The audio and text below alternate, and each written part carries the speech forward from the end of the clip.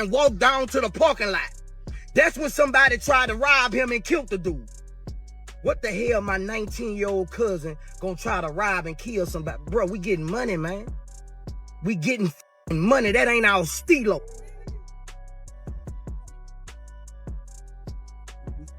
Man, Lord.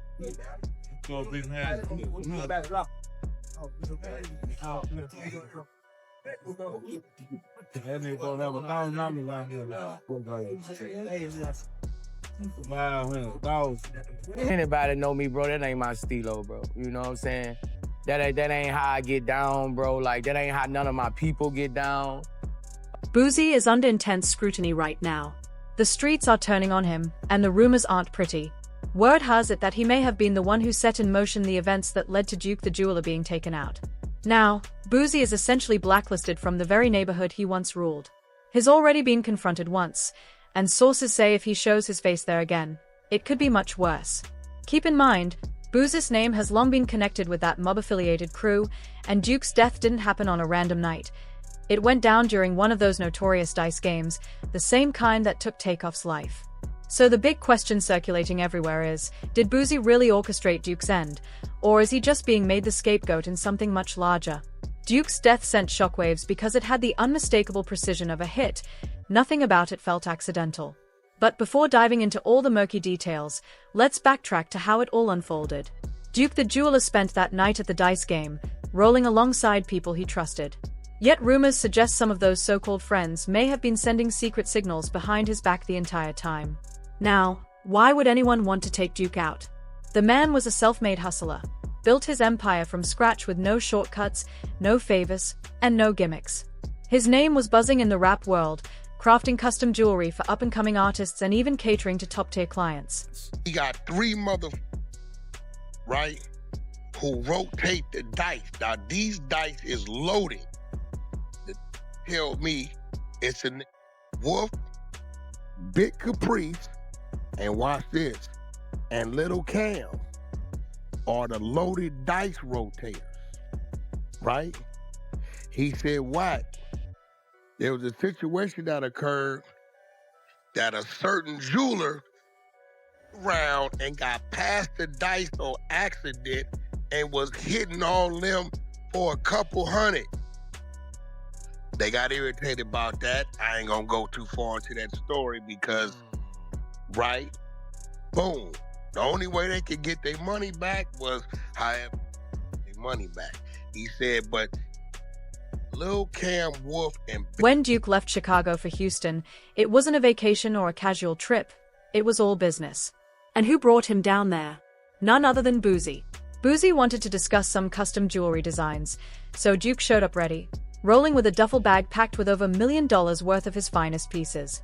He thought he was stepping into a serious business meeting, but he had no idea this trip would be his last. That bag of valuable jewelry would later surface in the most unexpected way. But before that, let's focus on the dice game, because that's where everything went wrong. Reports indicate this wasn't a friendly gambling session, it was a setup orchestrated by Jump. Whack 100, a man with solid street credibility, confirmed what everyone had been whispering. He said plainly, if you ever get invited to a dice game in Houston, especially one run by Jay Prince, you better run. The odds of leaving unscathed, or even alive, are almost zero. And that's exactly what happened to Duke. He walked straight into a trap that would cost him his life. Wack even explained how the dice game operates. These aren't ordinary dice. They are rigged, controlled so that only JPR Jr. and his crew walk away with cash. It's essentially a robbery disguised as a game. The house always wins, and if anything goes off script, the illusion collapses, and people get exposed. That night, Duke was handed the wrong dice. Suddenly, he started winning relentlessly, stacking cash, and breaking their system. And he wasn't subtle. He pulled out his phone, recording himself, laughing, tossing cash on the table, showing off. At first glance, the clips seemed like normal flexing, Duke enjoying his streak, throwing dice, laughing. But when fans revisited the videos, they noticed subtle details in the background. Side glances, quick whispers, and hand gestures that didn't look playful at all. So the next day, dude hit my partner like, man, y'all got the concert. Let us trail y'all, woo-de-woo. So dude went with us to the concert. And after I come off stage, everybody leaving. You know, we parked under the parking lot, under the arena where the celebrities parking and all that shit. He was in another car. He walked to his car. His car was outside the arena under where we was. It was on side the parking lot, so he had to walk to his car. And here's the twist. Allegedly, J Prince takes around 30% from every dice game night. So when Duke started winning and dismantling their setup, it didn't just bruise egos. It disrupted the cash flow. Things got even more suspicious. Duke had been filming parts of the game on his phone, sharing clips of his big wins. But when fans review the footage later, they notice something Duke hadn't realized.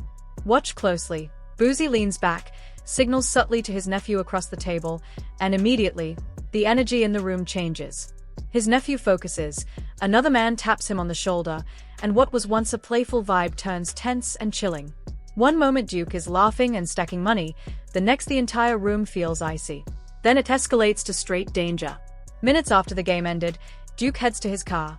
No entourage, no bodyguards, just him with millions in jewelry and cash stuffed into a duffel bag, walking through a dimly lit Houston parking lot.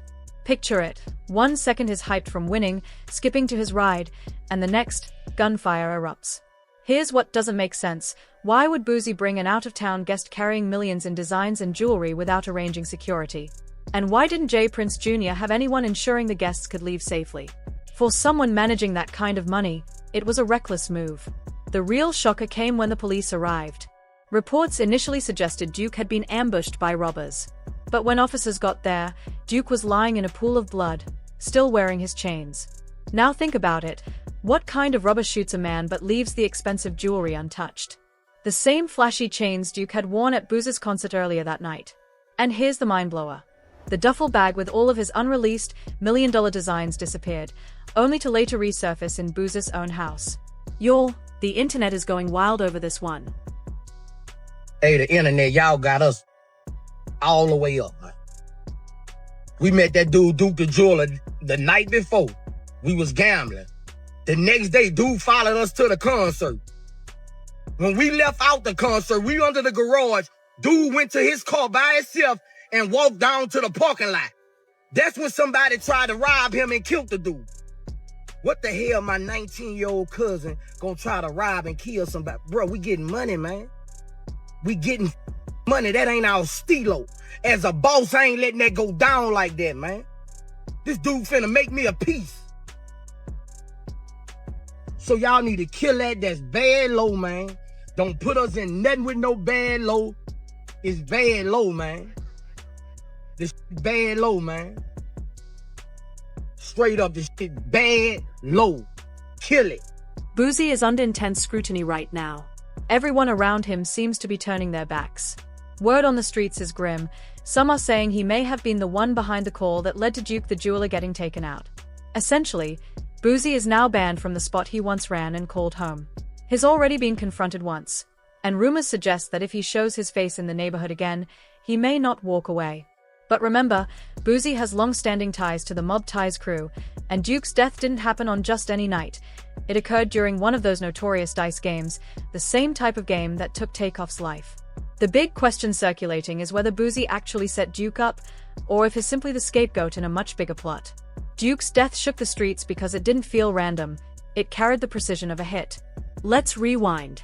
Duke the Jeweler spent the night at that dice game, surrounded by people he thought were allies.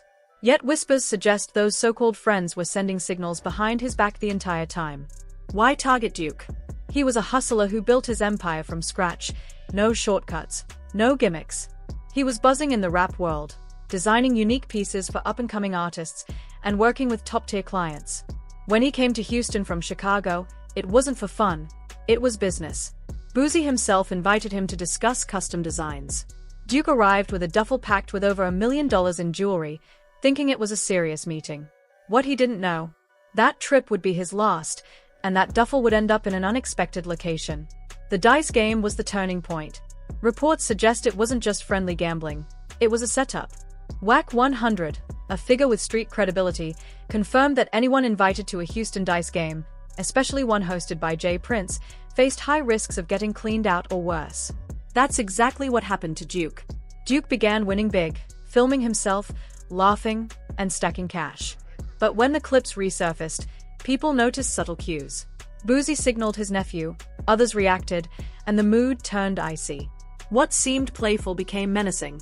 Minutes after the game, Duke walked alone to his car with millions in cash and jewelry. Then gunshots erupted. The inconsistencies were glaring. Why would Boosie invite an out-of-town guest carrying millions without security? Why didn't Jay Prince Jr. provide protection? And when police arrived, Duke was lying in a pool of blood, his jewelry untouched. The duffel bag with unreleased designs vanished, only to later appear at Boosie's house. The situation spiraled. Boosie's live attempts to spin the story didn't convince anyone. His pale face, shaky body language, and erratic explanations made him look cornered. Internet commentators suggested Boosie seemed to track Duke's moves before and after the game, raising further suspicion. Feds got involved. Boosie, already on their radar for unrelated gun charges, faced a fresh investigation. They traced Duke's phone, which last pinged from Boosie's studio, and forensic sweeps of Duke's rental car revealed fingerprints from Boosie's cousin and nephew. Witnesses reported seeing Boosie's nephew ambush Duke before shots rang out. It wasn't a robbery, it was punishment for disrupting a rigged system. The heat kept building. The feds tracked finances, wire transfers, and phone records. Large deposits appeared shortly after Duke's death, unexplained by normal business. Group chats, encrypted apps, and deleted messages suggested the dice game was pre-planned to target Duke. Public opinion shifted fast. Videos of Boosie laughing off the situation were met with scrutiny, his eyes darting, voice cracking, and body language signaling guilt. Streets turned on him, partners distanced themselves, and brands paused collaborations. DJ Vlad's interview only made matters worse as Boosie dodged questions, appearing nervous and evasive. The entire internet and law enforcement were watching, waiting for him to slip. Now Boosie is laying low, sunglasses on, aware that the walls are closing in. The pressure is mounting by the hour. Social media, street chatter, and federal scrutiny all point directly at him. The question remains, how long can he stay ahead of the storm before the entire house of cards collapses? If you're following this, you know the drill.